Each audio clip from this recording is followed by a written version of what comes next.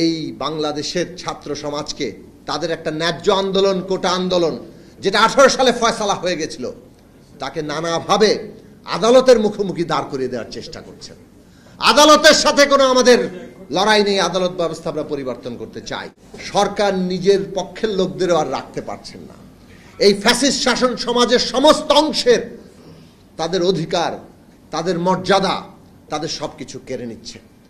যে এইভাবে রাষ্ট্রটা চলতে পারে না, এই রকম শাসন চলতে পারে না। এবং এটা কেবলমাত্র একটা শাসন নয়, রাষ্ট্রটাই এই জায়গায় রূপান্তরিত হয়েছে।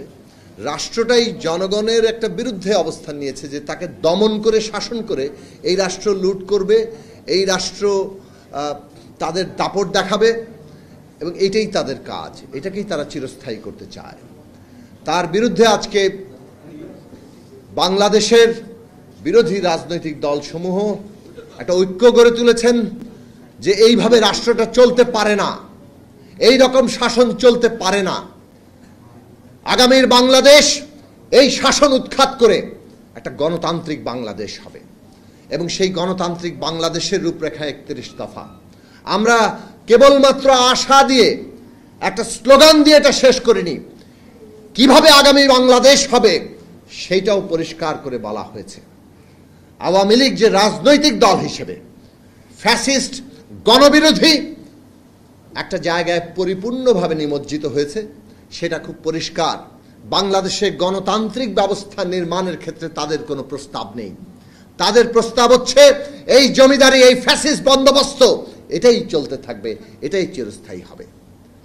কাজেই বাংলাদেশের মানুষের কাছে নতুন করে আমাদের এই ডাক নিয়ে যেতে হবে, জাগ্রত করতে হবে। সমাজের নানান অংশ আজকে জেগে উঠছে, বিশেষভাবে ছাত্র সমাজ যেভাবে জেগে উঠেছে, শিক্ষকরা পর্যন্ত আন্দোলন করছে। সরকার নিজের পক্ষের লোকদেরও আর রাখতে পারছেন না। এই ফ্যাসিস্ট শাসন সমাজের সমস্ত অংশের তাদের অধিকার, তাদের মর্যাদা, তাদের সবকিছু কেড়ে নিচ্ছে। এই লড়াইগুলো আরো জোরদার হবে। ওবায়দুল কাদের সাহেব বলছেন ছাত্ররা নাকি আদালতের মুখোমুখি দাঁড়িয়ে যাচ্ছে।